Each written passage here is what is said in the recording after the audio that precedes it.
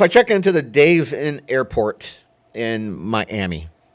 I think it was Northwest 36th Street. Okay, and I get in, and there's just a bunch of people waiting for rooms. So I walk up to the counter. I'm like, you know what? I tried to ask for early, but I didn't get a response. And they're like, you know what? We do have a room with a queen available. Now, I usually like two queens so I can have a place to put my stuff down and organize. So I'm like, you know what? I'll take it. All right. Wonderful person working that front desk. And they're like, you're going to the cruise. I'm like, yes. I go, we have a complimentary shuttle, which was not mentioned at all during the booking. So I'm like, well, I think I'll do it. And I'm like, it's not going to stop at 5 other hotels on the way, is it? I'm like, oh no, we're direct. So I'm like, good, all right, I'll do it. So I check myself into the room, and deal with the toilet and the air conditioner and the television with a really horrible picture, and I order really good pizza. For some reason, in Florida, you can get awesome New York style pizza. It just astounds me, and it's only Vegas. It's difficult around here. It's difficult, but Florida, damn it, it works. It happens. I think because all the old timers who really know their stuff, they're tired of dealing with the Northeast and they've relocated down there. Maybe. That's probably true. I think that, and they go, oh, Miami is a good market to go into. I'm sure it is. Yeah. So I make it through the night, and I drag my luggage down to where the shuttle was, and got the presentation on the way over. So we also provide service from Port of Miami back to Miami International Airport. Awesome. Let me listen to this. And it's $15 cash. So a lot of people are just buying into it. I bet you, did he stand up everybody? That's not it. That's not it. All right. So it's like, okay, I'm going to take your $15 and you're going to text your name and the cruise line and the date to this telephone number. So now you have a number you can text to. And each of you who buy a trip back to the airport, I'm going to give you this orange sticker to put on your shirt so that we can locate you at the port. And I'm down. I got everything rolling in my head, and I'm like, okay, all right. Uber is averaging usually $30-$35. The last time I paid $75 for an Uber. Okay, 15. And I ask him, I go, you're not going to be making 8 different stops. No, it's not a motor coach. It's like an airport shuttle type vehicle.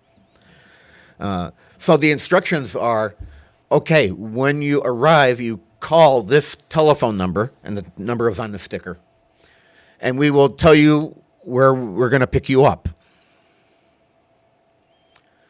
So I disembark. I go through the terminal. I go through customs. I get outside, and I call the number. Doo-doo-dee. No. No? No. Sorry, nobody is available to take your call at the moment. No. First strike. So I hang up. 10 minutes later, I call up. Got the voicemail again. And then at that point, I gave him my information. This is Stomsky. I paid for a return trip from the port over to MIA. I've attempted to call you multiple times. Get back to me. Another 10 minutes goes by. Ooh. I call again, and I got somebody. It's like, okay, go over to F2, and we'll pick you up there. 45 minutes later, I still don't see anyone picking me up. Oh, no. So I found a Lyft for $22.05. I got lucky. So I summoned it. And I called this company back up to say, look, you know what? I have to cancel this ride. I just can't wait any longer. I've summoned a Lyft, and I won't be needing you.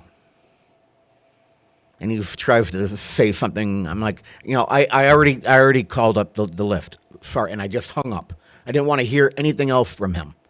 And Pete, this is when you and I were texting. Yeah, right. I remember you saying. Yeah, that. and I said I will deal with them at some other point in time. I'm dealing with them now. 2 minutes after I made that last phone call saying I don't need your ride, a shuttle pulls up and says, I'm here to give, the shuttle I was waiting for. It was like, I have somebody in the area. I'll send them to you now. Well, why didn't you send them to me 40 minutes ago? Right. I shouldn't have to keep calling and begging for you to pick me up. The bad review is going to be where they don't get the fact that that's going to happen. So now, the only information I have on the sticker, which I retained, is an email address and a phone number. And the information for the email doesn't really go to a functioning website. And all these transportation companies, there's umbrellas. There's a main company and then another holder and then another holding. So I am still in the process of finding out who this particular company actually is. And hopefully I'm going to find that information and I'm going to put it at the bottom of the screen right here. All right? And there you go. That's the horror story of the transfer Wow. from Port of Miami to MIA.